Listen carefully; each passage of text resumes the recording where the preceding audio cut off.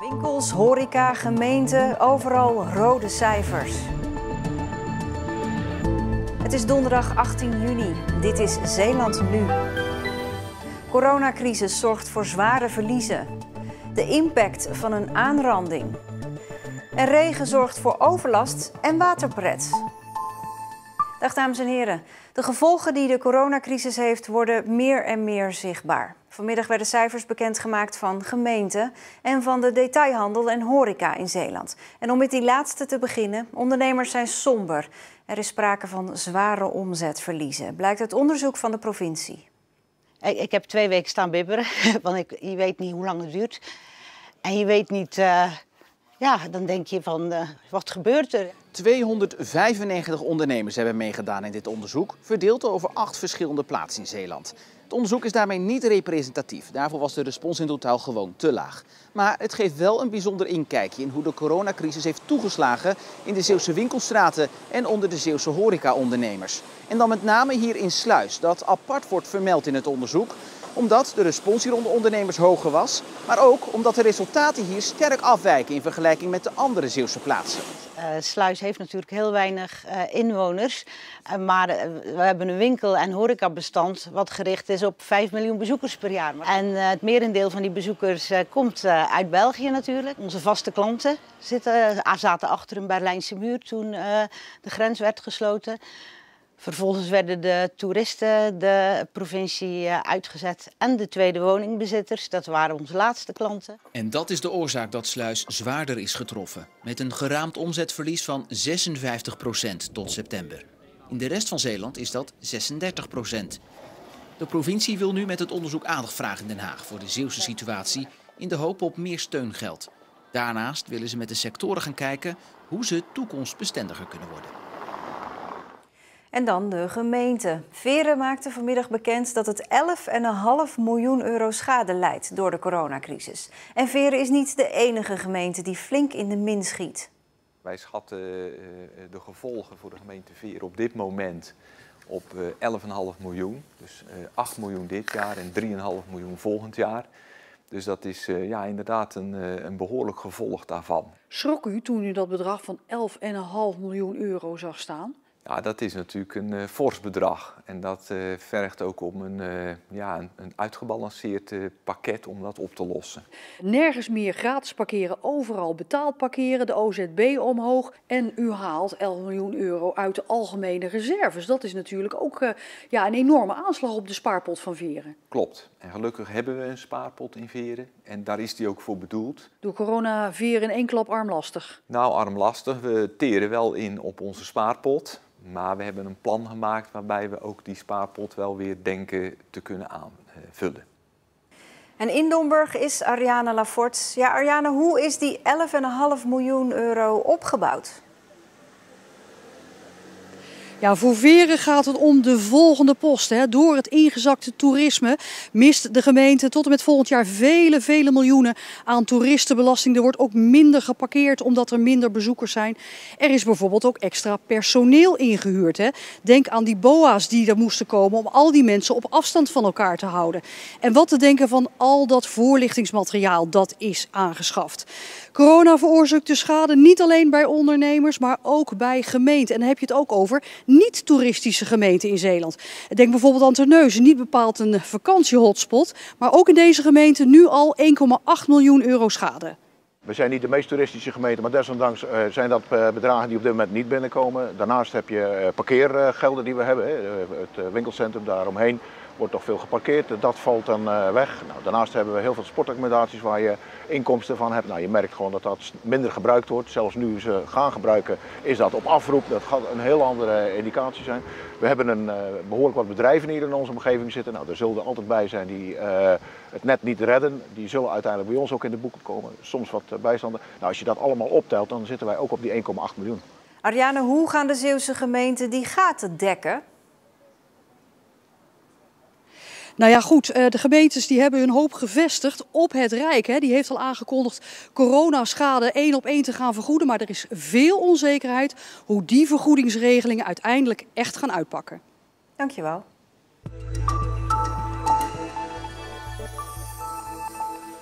Roompot is overgenomen door de Amerikaanse investeerder KKR. Hoeveel de Amerikanen voor het recreatiebedrijf betalen is niet bekendgemaakt. KKR is een van de grootste investeerders ter wereld. Volgens Roompot blijft het hoofdkantoor in Goes en levert de overname ongekende mogelijkheden op. Het bedrijf verwacht de komende jaren dus nog harder te groeien dan gepland. Roompot verwelkomt jaarlijks ongeveer 3 miljoen gasten en heeft een omzet van bijna 400 miljoen euro. Opnieuw een verzoek bij de rechtbank van de advocaat van de man uit Oostkapelle die verdacht wordt van het doodsteken van zijn buurvrouw. En opnieuw is dat afgewezen. De man zou in mei vorig jaar een 78-jarige vrouw uit hetzelfde appartementencomplex hebben neergestoken. De verdachte ontkent. Hij wordt op dit moment psychisch onderzocht in het Pieterbaancentrum. De rechtbank vindt dat de belangen van de maatschappij zwaarder wegen dan die van de verdachte. En daarom komt hij nu niet vrij. 1 september dan gaat de rechtszaak verder.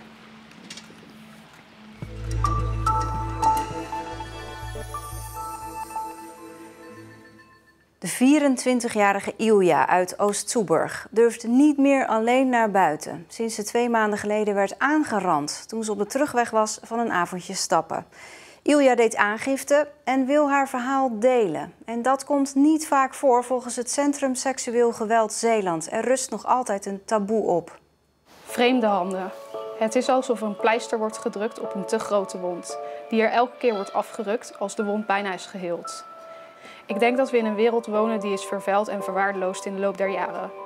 Wanneer is het normaal geworden om als vrouw op de fiets te stappen en je lijflocatie aan te moeten zetten wanneer je terug naar huis fietst? Waarom vermijden we bepaalde plekken in de avond als we alleen zijn? Waarom is het normaal geworden om als vrouw bang te zijn om lastiggevallen te worden? Hoe normaal het is geworden, zo normaal dus. Ik was met een vriendinnetje uitgegaan in Middelburg en toen ben ik, wat ik echt heel vaak doe, gewoon alleen van Middelburg naar Soeburg gefietst. En toen, ik had heel hard mijn muziek aan, dus ik hoorde sowieso niet wat er op de achtergrond afspeelde. En toen ben ik heel hard van achter aangereden, ben ik heel hard gevallen.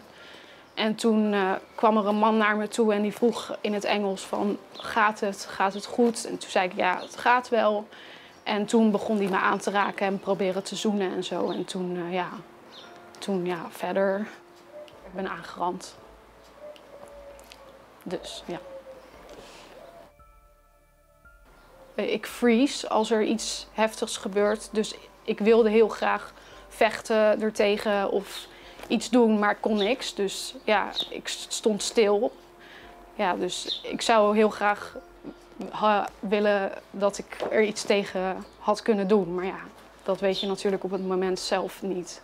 Ja, ik ben heel kwetsbaar nu zeker. Want nu, als ik naar buiten ga, denk ik aan alles wat er kan gebeuren. Alles wat er fout zou kunnen gaan. Hoe vaak moet ik nog appjes sturen met ik ben thuis, zodat anderen weten dat er niks ernstigs is gebeurd onderweg? Hoe vaak moet dit nog gebeuren tot het fout gaat? En het ging fout.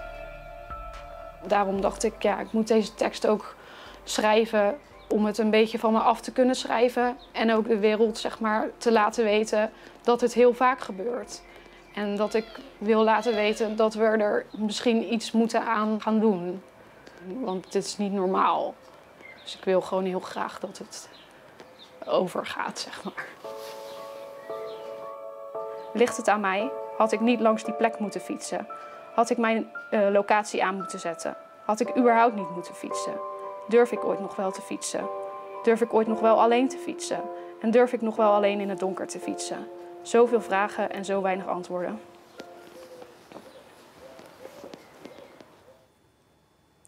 En aangeschoven is inmiddels collega Stefan Dane om het te hebben over het meest besproken onderwerp ooit, het weer.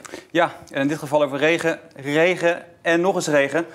Want gistermiddag en avond viel er heel veel regen. Het weerstation in Vlissingen kwam uit op 100 mm, terwijl er gemiddeld in de maand juni 58 mm neerslag valt. Ja, dat is 2 keer zoveel dan normaal in 1 maand. Ja, en dat dan op 1 dag allemaal. En in Vlissingen was dan ook veel overlast. 16 appartementen moesten worden ontruimd. Het water kwam via het balkon naar binnen en kwam ook de meterkast in, dus dat is gevaarlijk. Sommige bewoners die konden vandaag weer naar binnen. Ja, en sommigen die kunnen er voorlopig nog niet wonen. Zo ging het er gisteravond aan toe in het appartement van Brian Paardenkoper aan de Wilhelminastraat in Vlissingen. Het water kwam uit alle hoeken en gaten en de dag daarna is de teleurstelling erg groot. Het kwam overal er vandaan, dus het is echt lastig te zeggen. Het is gewoon één grote ellende. Het kwam overal, het is niet te stoppen. In maart ben ik erin gegaan, dus echt nog kort. En dan heb je net je eigen plekje en kan je lekker je ding doen. En nu moet je er weer uit. Dus hoe lang het gaat duren, ik heb geen idee. Ik hoop niet lang, maar ik ben bang van wel. Ja, dat is balen. Hoe zat het met de overlast in de rest van de provincie? Er waren best grote verschillen hoor. Volgens de veiligheidsregio was het vooral op Walcheren raak, Vlissingen, Middelburg, Soeburg. Er kwamen meer dan 50 meldingen binnen van wateroverlast. Wij hebben wat beelden achter elkaar gezet, ook van mensen die filmpjes hebben ingestuurd. Want behalve overlast was er ook waterpret.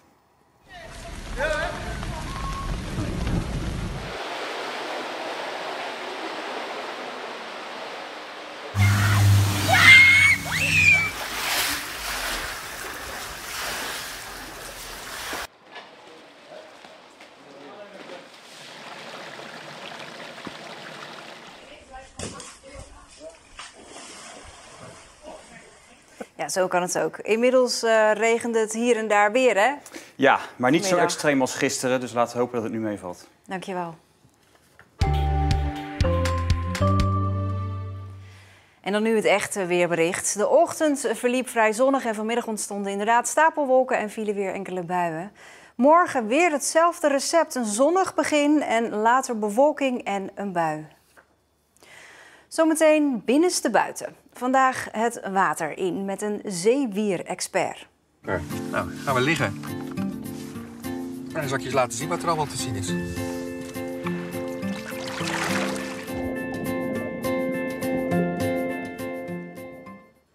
Ja, en daarmee zijn we aan het einde van deze Zeeland Nu. Ik wens u een hele fijne avond.